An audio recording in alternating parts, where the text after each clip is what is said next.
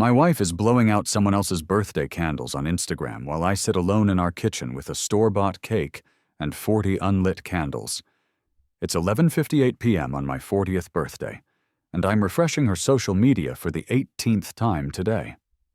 The post is new, uploaded 20 minutes ago, showing her leaning over a restaurant table, her blonde hair falling forward as she blows out candles on an elaborate chocolate cake. My brother-in-law's face is bright with the candle glow, his arm wrapped around her waist in a way that makes my stomach knot. The caption reads, "Happy 38th to my rock. Couldn't imagine this journey without you." The 42 comments underneath don't include any mention of her husband's birthday. The same husband who's currently sitting in the dark, watching the clock tick over to midnight, officially ending a birthday she has completely forgotten. I close Instagram and open our text thread. Her last message was yesterday. "Working late again, don't wait up. I've sent 3 texts today. All read, none answered. I take a picture of my sad, unlit cake and hover my thumb over the send button, then delete it instead." Pride is a strange thing to cling to when your marriage is already a ghost, but it's all I have left. The irony isn't lost on me that while she's celebrating my brother-in-law's birthday with what appears to be half our social circle, I'm alone in the house we bought together 5 years ago. The house that feels more like a museum of what we used to be than a home. Photos of happier times still hang on the walls. Our wedding day, our honeymoon in Bali, the hiking trip to Colorado before everything changed. Before I found the first text message, before the late nights at work became the norm, before her excuses started making less and less sense. I blow out my candles alone, not bothering to make a wish. Some birthdays are endings, not beginnings. Tomorrow I'll call a lawyer. Tonight I'll finish this cake and the bottle of bourbon I've been saving for a special occasion. Turning 40 alone definitely counts as an occasion, just not the kind I'd imagined. I met Sarah 8 years ago at my cousin's wedding. She was the maid of honor, I was a groomsman, and we were paired to walk down the aisle together. The moment she looped her arm through mine at the rehearsal dinner, something clicked. We talked all night, and by the time the actual wedding rolled around the next day, we were already inside jokes and stolen glances. 2 months later, we moved in together. A year after that, I proposed on a sailboat in the middle of Lake Michigan, the Chicago skyline glittering behind us. She cried when she said yes, and I remember thinking I'd never been so certain of anything. The signs started small, as they always do. 3 years into our marriage, Sarah became distant. Her job at the marketing firm was demanding, with clients who apparently needed her attention at all hours. At first, I was supportive. I'd make dinner and keep it warm, no matter how late she came home. I'd listen to her work stories, offer advice when asked, give space when needed. But slowly, the stories became vaguer. The hours later, the details inconsistent. My brother-in-law Jake entered the picture more frequently around this time. He'd gone through a divorce the year before and moved to Chicago to start fresh, as Sarah put it. He and Sarah had always been close. She was 2 years older and had practically raised him after their parents' messy divorce. When he needed help finding an apartment, Sarah volunteered our weekends. When he needed a job, Sarah got him interviewed at her firm. When he needed company, Sarah was always available. For him, at least. The first text I found was innocent enough on the surface. I wasn't snooping. Her phone had buzzed repeatedly while she was in the shower, and I glanced at it to make sure it wasn't an emergency. The messages were from Jake. "Last night was exactly what I needed. You always know how to make everything better. Love you more than you know." When confronted, Sarah had a perfectly reasonable explanation. They'd had dinner to discuss their mother's upcoming surgery. Jake was worried. Sarah had consoled him. End of story. I believed her because I wanted to, because the alternative was unthinkable. After all, he was her brother. But birthdays have a way of crystallizing truths we've been avoiding. Last year, Sarah organized a surprise party for Jake's birthday that took weeks of planning. For my birthday a month later, she bought a card on the way home from work. and picked up takeout. When I mentioned feeling hurt, she accused me of being jealous of her relationship with her brother, of being needy, of not understanding family bonds because I was an only child. The dinner reservations I'd made for tonight, a table for two at the restaurant where we'd had our first date, remain unclaimed. I'd texted her the details yesterday. When she didn't respond, I called the restaurant this afternoon to cancel, the hostess's sympathetic tone making it clear this wasn't the first such cancellation she'd handled. I pull out my phone again and open my photos, scrolling back to happier times. There we are, in New York, for New Year's. Sarah's smile wide and genuine as she looks at me, not the camera. There we are painting our first apartment, her hair tied up, a smudge of blue on her cheek that I'd kissed away.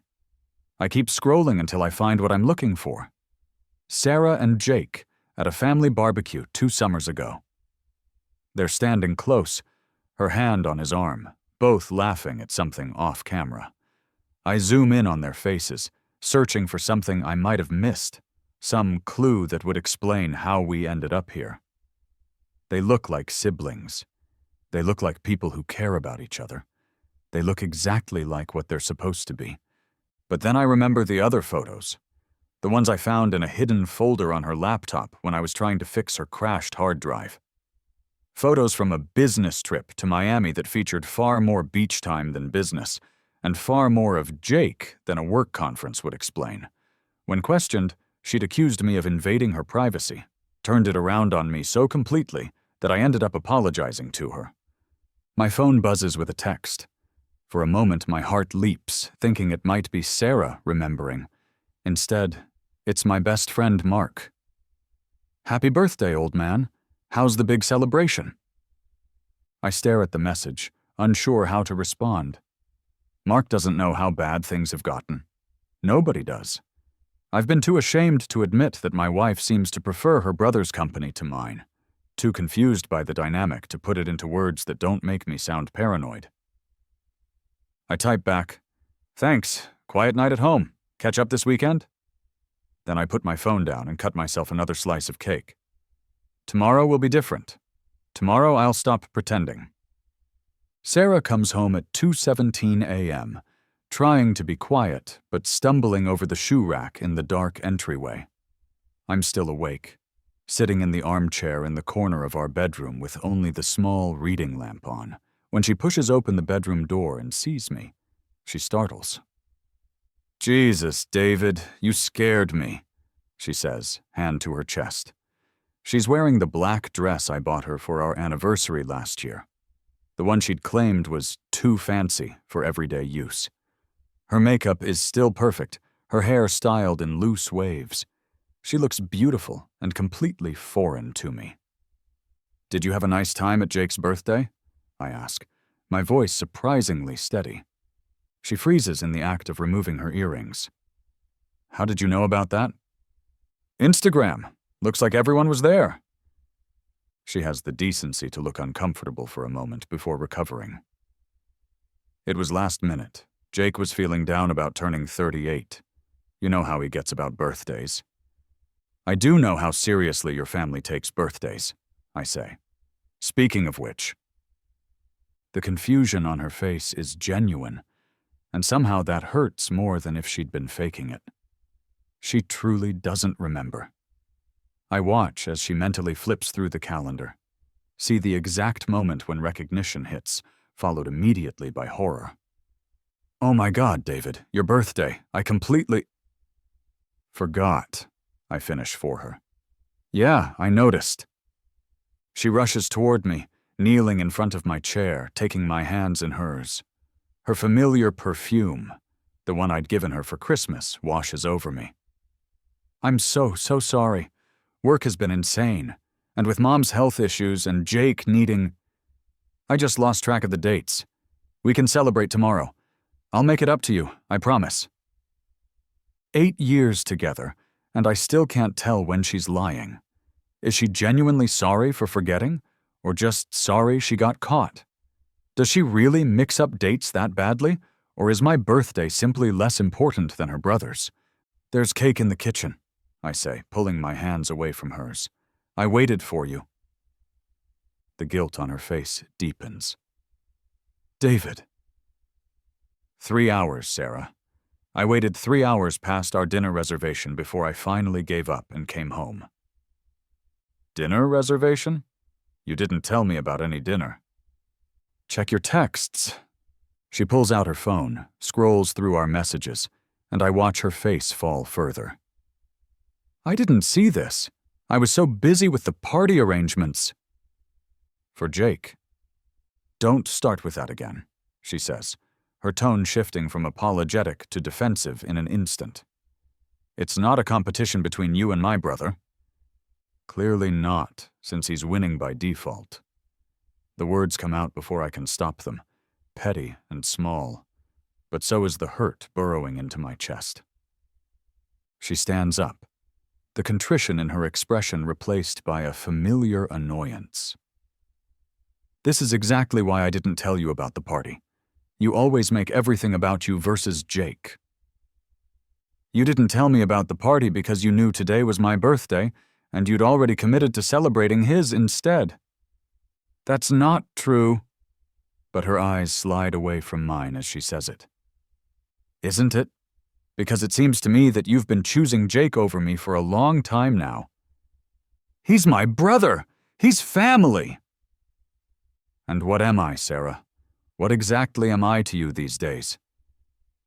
She doesn't answer immediately, and in that hesitation I hear everything I need to know. When she speaks again, her voice is softer, almost pleading. You're my husband. I love you. But Jake needs me right now. Jake has needed you for 3 years. When is it my turn? It's not that simple. Actually, I think it is. I stand up, suddenly tired beyond words. I'm going to sleep in the guest room tonight. We can talk more tomorrow. She reaches for me, but I step past her. At the door, I pause. Happy birthday to Jake, by the way. Looks like he had a great time. I close the door on her reply and walk down the hallway to the guest bedroom, the room that still contains boxes we never unpacked after moving in. The sheets are cold and smell like disuse. I lie awake for hours, listening for Sarah's footsteps, wondering if she'll come find me, wondering what I'll say if she does. She doesn't come. In the morning, I wake to an empty house and a note on the kitchen counter. Had to go in early for work. Left your gift on the coffee table. So sorry again about yesterday. Let's talk tonight. Love you. The gift is a watch. Expensive and exactly my style. The receipt tucked into the box shows she bought it this morning on her way to work. The timestamp reading 7:32 a.m. I place it back in the box, unopened. Instead of going to my own job, I call in sick. Then I make another call, to a lawyer a friend had recommended months ago, when I'd first mentioned things weren't right at home. The lawyer can see me at 11. I spend the 2 hours until the appointment going through our finances, taking photos of the hidden folder on Sarah's laptop, and writing down a timeline of the past year. All the missed dates, unexplained absences, and times I'd found Sarah and Jake in suspicious circumstances. When laid out in black and white, the pattern is undeniable. Either my wife is having an affair with her brother, or she's prioritized their relationship to such an extent that our marriage exists in name only. Neither option leaves much room for reconciliation. The lawyer, a woman in her 50s with kind eyes and a no-nonsense attitude, listens without judgment as I explain the situation. She doesn't seem surprised or even particularly shocked by the possibility of an inappropriate relationship between siblings. I've seen worse, is all she says before outlining my options. I leave her office with a folder of paperwork and a heaviness in my chest that feels permanent. On the way home, I stop at a hardware store and change the locks on our house. Some might call it petty. I call it self-preservation. Sarah calls at 4:30 p.m., her voice tense. Why aren't you answering the door? I've been knocking for 5 minutes. I changed the locks, I say, staring at our wedding photo on the mantel. I think you should stay with Jake tonight. You what? David, this is ridiculous. Let me in so we can talk about this like adults. We tried talking. For years we've tried talking. You're either lying to me or lying to yourself. And honestly, I don't know which is worse. Is this about the birthday still? I said I was sorry. I bought you a watch for God's sake. This morning. You bought it this morning after realizing you'd forgotten. That's not thoughtfulness, Sarah. That's damage control. There's a pause. And when she speaks again, her voice has that dangerous quietness that precedes her worst anger. Let me in right now, or I'm calling the police. Go ahead. The house is in my name. I've already spoken to a lawyer. Another pause, longer this time. A lawyer? You're not serious. I've never been more serious about anything in my life. I hear her inhale sharply. I'm coming back with Jake. Maybe you'll be reasonable if he's here to mediate. The laugh that escapes me is harsh even to my own ears. Jake is the last person I want to see right now. In fact, if you bring him here, I'll file the divorce papers today instead of giving you the courtesy of a conversation first. Divorce papers? Her voice breaks on the word. David, you can't possibly. I found the photos, Sarah. The ones from Miami. I know what's been happening. The silence stretches so long, I almost think she's hung up. Finally, in a voice I barely recognize, you don't understand. Then explain it to me. Tell me why you've been lying. Tell me why you prioritize him over me every single time. Tell me why you look at him the way you used to look at me. Instead of answering, she starts to cry. Not the manipulative tears I've seen her use to end arguments before, but deep, body-shaking sobs that make me grip the phone tighter. I'll stay at Jake's tonight, she manages finally, but this conversation isn't over. It's been over for a long time, I say. We just didn't want to admit it. After she hangs up, I pour myself a drink and sit in the growing darkness of our living room. The birthday cake still sits on the kitchen counter, 40 candles now hardened into the frosting like tiny accusations. I take a photo of it and send it to my lawyer with the caption, Exhibit A, the forgotten birthday cake, the final straw. She replies almost immediately. Document everything, texts, photos, timelines. The more evidence, the better. Evidence. Such a clinical word for the death of a marriage. 3 days pass without contact from Sarah. I go to work, come home, and try to adjust to the hollow echo of the house. Mark comes over with beer and doesn't ask questions when I tell him Sarah and I are taking some space. He's been through his own divorce. He knows the drill. On the 4th day, there's a knock at the door. It's not Sarah, but her mother, Catherine, a woman I've always respected but never quite felt comfortable around.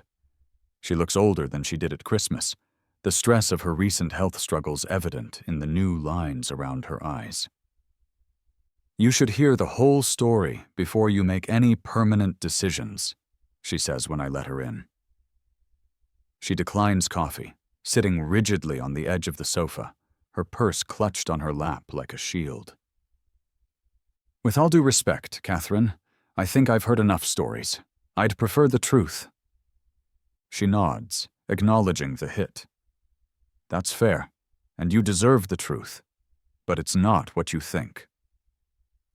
What I think is that my wife has been emotionally unavailable for years, prioritizes her brother over our marriage, and has been lying about where she goes and who she's with. If there's another explanation beyond the obvious one, I'm all ears. Catherine takes a deep breath, smooths her skirt over her knees, and begins to speak. What she tells me over the next hour rewrites everything I thought I knew about my wife and her family. Jake isn't Sarah's brother. At least, not biologically. Catherine had an affair during her first marriage, resulting in Jake's birth. Her husband at the time, believing Jake was his, raised him until their divorce, when Jake was 5 and Sarah was 7. The truth about Jake's paternity came out during the divorce proceedings, and Catherine's ex-husband, in a fit of vindictive rage, told 7-year-old Sarah that Jake wasn't really her brother, that they weren't real siblings. Sarah, already traumatized by the divorce, became obsessively protective of Jake, determined to prove he was her real brother, despite what the adults said. She appointed herself his defender and caretaker, a role that intensified after Catherine remarried and had 2 more children. The new stepfather was kind to his biological children, but distant with Sarah and Jake, reinforcing Sarah's belief that she had to be Jake's protector. "This doesn't explain the past 3 years," I say when Catherine pauses. "It doesn't explain the lies, the photos, the way they look at each other." Catherine looks down at her hands. "Jake's ex-wife left him because she found out he wasn't able to have children. A childhood illness left him sterile, but he never told her until they'd been trying to conceive for 2 years. She felt betrayed, said she couldn't trust him anymore. I remember the timing of Jake's divorce, how it coincided with the beginning of Sarah's withdrawal from our marriage. And Sarah decided it was her job to pick up the pieces. She's always felt responsible for him. When his wife left, he was suicidal. Sarah found him." Catherine's voice breaks.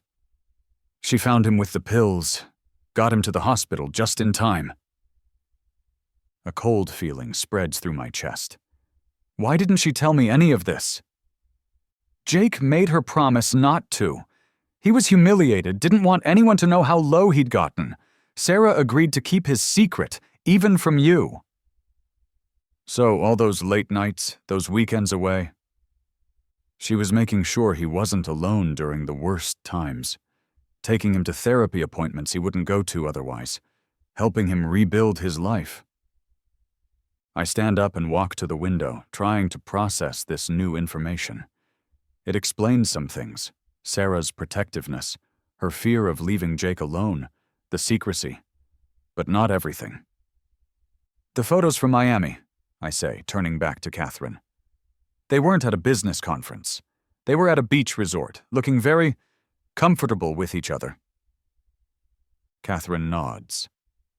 "That was a support group retreat for people dealing with infertility grief. Jake wouldn't go unless Sarah went as his support person. She was afraid you wouldn't understand why she needed to be there for him, especially since you two had been talking about starting your own family. The pieces start to fall into place, creating a picture I'd never imagined. Sarah's reluctance to discuss having children in the past year, her defensiveness whenever I brought up Jake, her exhaustion, her distraction, her divided loyalties. Why keep me in the dark? We're supposed to be partners." Sarah was trying to protect everyone. Jake from exposure, you from worry, herself from having to choose between the two people she loves most. She made the wrong choice, but she made it out of love, not malice. I sit back down, suddenly exhausted. And the birthday? Forgetting mine while celebrating his? Catherine has the grace to look genuinely apologetic. That was inexcusable. Jake had a particularly bad day, the anniversary of when his ex-wife told him she was leaving, and Sarah was so focused on getting him through it that she lost track of everything else. It doesn't make it right. But that's what happened. We sit in silence for a few minutes, the weight of these revelations settling around us. Finally, I ask the question that's been burning in my mind since she started talking. Does Sarah love him? Not as a brother, but... No, Catherine says firmly. Not the way you're thinking. She loves him as family, as someone she's responsible for. But she's in love with you, David. She always has been. Then why isn't she here telling me this herself? Because she's terrified. She thinks she's lost you for good, and she doesn't know how to fix it. She thinks she's failed everyone. Jake by exposing his secrets, you by betraying your trust, herself by not being able to balance it all. I rub my face, feeling the stubble I haven't bothered to shave in days. I don't know what to do with all this. Catherine stands, straightening her jacket. You don't have to decide anything right now. Just talk to her. Let her explain in her own words. She's staying at my house, not Jake's. She hasn't spoken to him since your confrontation. After Catherine leaves, I sit alone for hours, replaying conversations and incidents from the past 3 years, viewing them through this new lens. Some things make more sense now. Others still don't add up completely. But one thing is clear. I made assumptions based on incomplete information, just as Sarah made decisions based on misplaced loyalties. That night, I text Sarah. We should talk. Come home tomorrow at 7. Her reply is immediate. I'll be there. Sarah arrives exactly at 7, looking smaller somehow, her usual confidence dimmed. She's carrying a bakery box and a folder of papers. I let her in without speaking, leading her to the kitchen where I've made coffee neither of us will probably drink. She places the box on the counter and opens it to reveal a birthday cake, identical to the one I'd bought myself. I know it's too late, and probably meaningless now, but happy birthday. The gesture is both touching and painful, a reminder of how simple things could have been if we'd just been honest with each other. Your mom came to see me, I say, not acknowledging the cake. Sarah nods, not surprised. I figured she might. What did she tell you? Everything, I think. About Jake not being your biological brother, about his divorce, his suicide attempt, the support group in Miami, about why you forgot my birthday. She leans against the counter, arms crossed protectively over her chest. And do you believe her? I believe she told me what she knows to be true. Whether that's the whole truth is another question. Sarah looks down at the floor, then back up at me, her eyes clear and direct for the first time in months. Ask me anything. I won't lie to you again. I take a breath, organizing my thoughts. Were you ever intimate with Jake? No, she says immediately, her face registering genuine shock. Never, not even close. He's my brother in every way that matters, regardless of biology. Then why all the secrecy? Why not just tell me he was struggling and needed your support? She sits down at the kitchen table, motioning for me to join her. When we're both seated, she opens the folder she brought and pushes it toward me. Inside are medical records, therapy bills, photographs of Jake in a hospital bed with monitoring equipment, and handwritten suicide notes dated over the past 3 years. Jake made me promise not to tell anyone how bad it was. He was ashamed, felt like less of a man because he couldn't have children, because his wife left him, because he couldn't handle it on his own. He made me swear on our relationship as siblings that I wouldn't tell anyone, especially not you. Why especially me? Because he admires you, always has. You're everything he thinks he's not, successful, confident, the kind of man who has his life together. The thought of you knowing how broken he was. She shakes her head. He couldn't bear it. So you chose his pride over our marriage. She flinches but doesn't deny it.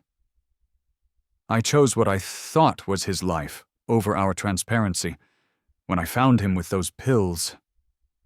Her voice breaks. I've never been so scared. The doctor said 5 more minutes and he would have been gone. After that, I was terrified to let him out of my sight for too long. Terrified that if I wasn't there, he'd try again and succeed. I look through the papers, the evidence of a deeper struggle than I'd imagined. Why didn't you ask for help? Why carry this alone? I tried to get him proper help. The therapy, the support groups, even medication. But he'd only go if I went with him, only take the meds if I checked in on him. It became this mission, I guess. And the more I focused on saving him, the less I could focus on anything else. She looks up at me, tears in her eyes. including you. Including us. The night of my birthday.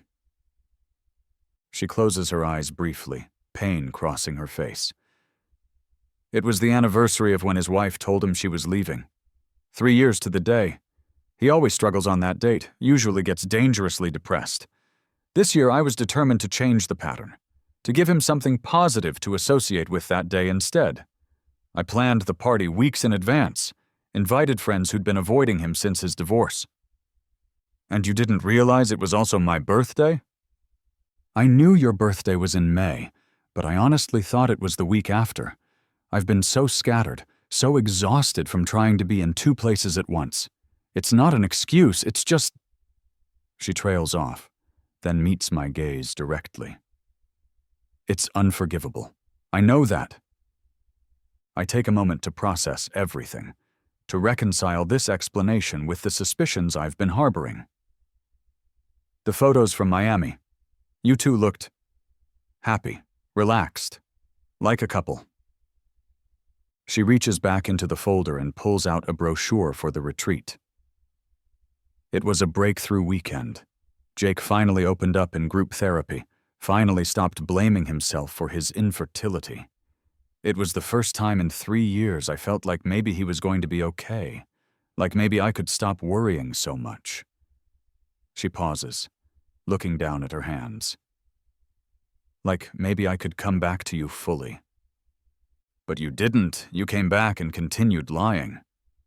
Because he backslid almost immediately after we got home, and because by then, I was so deep in the pattern of secrecy that I didn't know how to break it without betraying him. She looks up at me, her expression raw.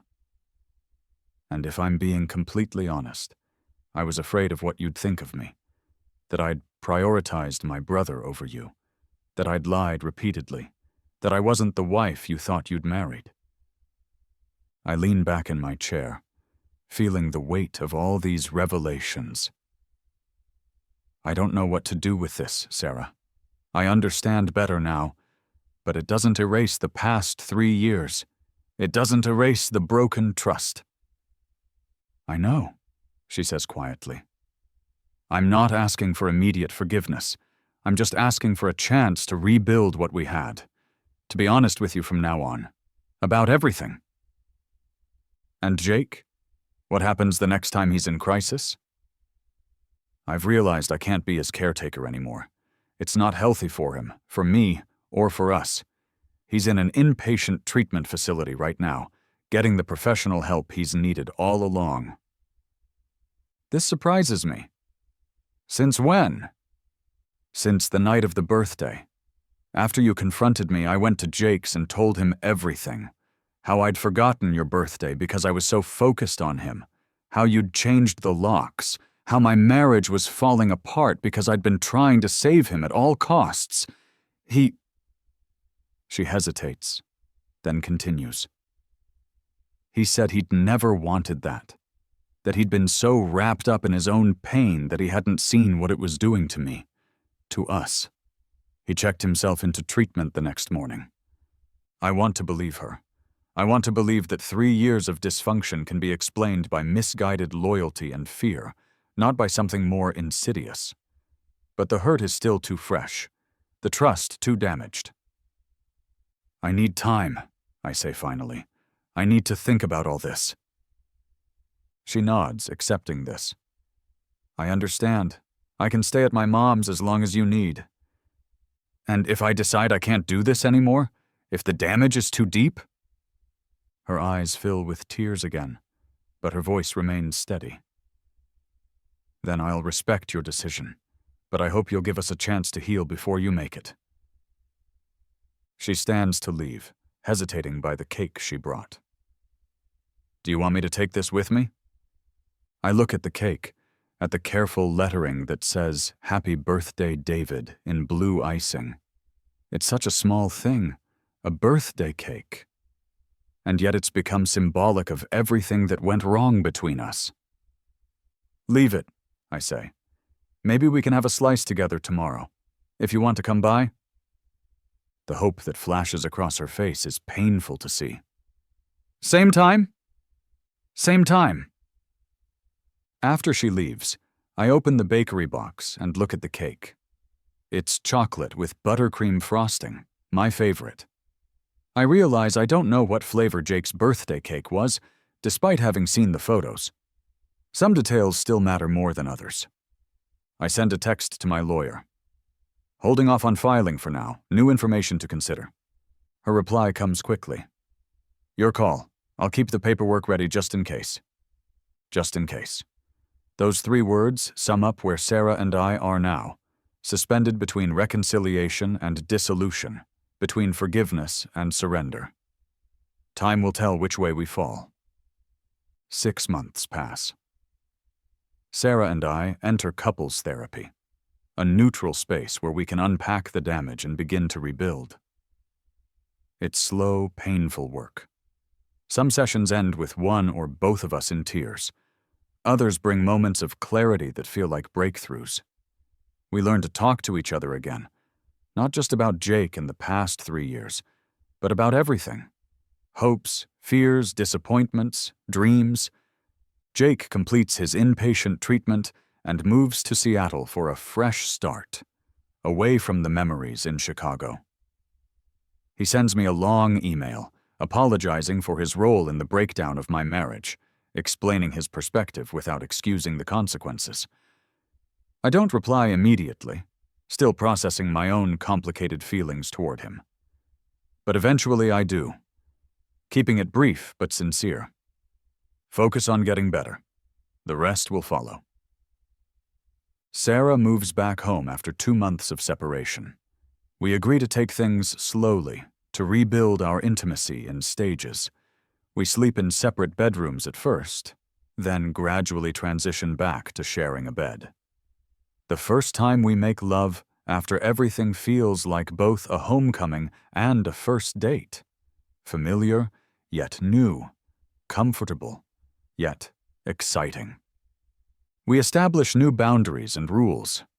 Sarah calls Jake once a week, always in my presence and on speakerphone. No secrets, no private communications. She shows me her calendar, her texts, her emails, not because I demand it, but because she wants to rebuild the trust she shattered.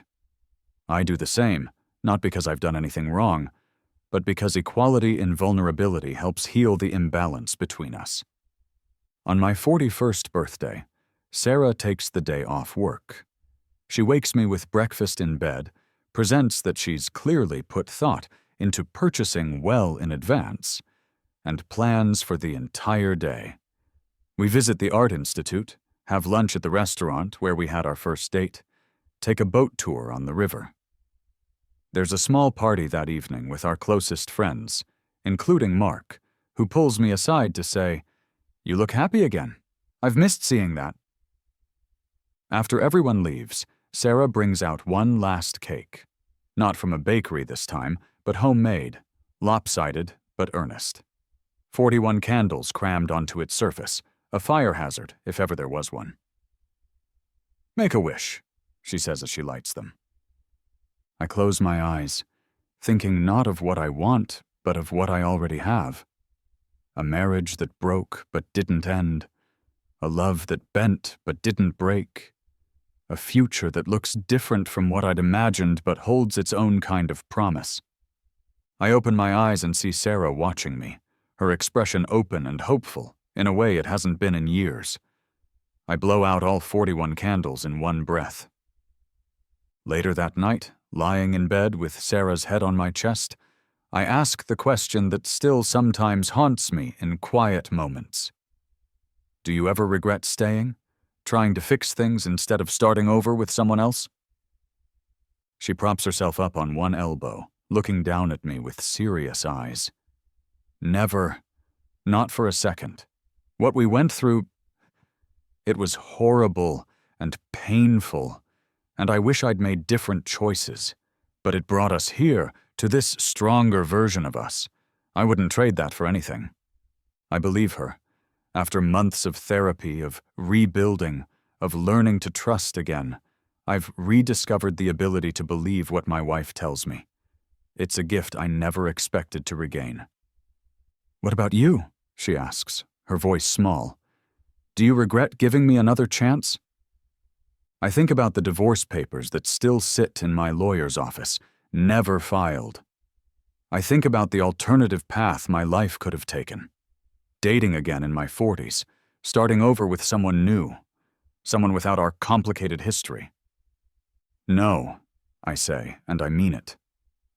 The cake tastes better when you share it with someone who knows exactly how you like it. She smiles, understanding my meaning, and settles back against my chest. We fall asleep like that, tangled together. The past not forgotten, but no longer standing between us. 3 months later, Jake calls with news. He's met someone, a cancer survivor who can't have children either. They understand each other's grief in ways no one else could. Sarah puts the call on speaker, as always, but I can tell from her relaxed posture that this time it's not out of obligation to our rules. She genuinely wants me to share in her brother's happiness. After they hang up, Sarah turns to me, a tentative look on her face. I was thinking maybe we could go visit them in Seattle next month, if you're comfortable with that. A year ago, the suggestion would have triggered alarm bells, suspicions, arguments. Now I consider it carefully before answering. I think that would be good, for all of us. Her smile is worth the journey it took to get here. The pain, the doubt, the slow rebuilding of a foundation we once thought unshakable. We're different people now, Sarah and I. Wiser, perhaps. More careful with each other's hearts. More honest about our fears and needs. That night, I dream of birthday candles. Not the ones that went unlit on my forgotten birthday, but new ones, bright and promising, waiting for wishes that might actually come true. 2 years after the birthday that almost ended our marriage, Sarah and I sit in a hospital waiting room. Jake and his wife, Elena, are in a delivery room down the hall. Their surrogate is giving birth to their son, a baby conceived with donor eggs and donor sperm, but carried with love and purpose. Sarah holds my hand, her grip tightening with nervous energy. Do you think they're okay in there? Should I go check? I squeeze her hand reassuringly. They'll call us when they're ready. This is their moment. She nods, settling back in her chair. We've come a long way from the days when Sarah felt she had to be Jake's savior, his constant support. She's learned to love him without trying to fix him, to be present without being responsible. I've learned to trust that her love for her brother doesn't diminish her love for me, that hearts expand rather than divide. My phone buzzes with a text from Jake. It's a boy, 8 pounds 2 ounces. Mom and baby doing great. Come meet your nephew. Sarah reads the message over my shoulder, tears already streaming down her face. We're an aunt and uncle, she whispers, the joy in her voice unmistakable. We walk hand in hand to the delivery room, pausing outside the door. Ready? I ask. She looks up at me, her eyes full of an emotion I can't quite name, something like gratitude mixed with wonder. More than ready. Inside, Jake stands beside Elena, who holds a tiny bundle wrapped in blue. Jake's face is transformed by joy, all traces of his past struggles momentarily erased by this new beginning. When he sees us, he moves forward, embracing Sarah first, then surprising me with a hug that feels like both an apology and a thank you. Want to hold your nephew? Elena asks, extending the bundle toward me. I take the baby carefully, his weight solid and real in my arms. Sarah leans against me, peering down at the tiny face. He's perfect, she whispers. We're naming him David, Jake says, his voice steady. After the man who showed me what real strength looks like. I look up, startled.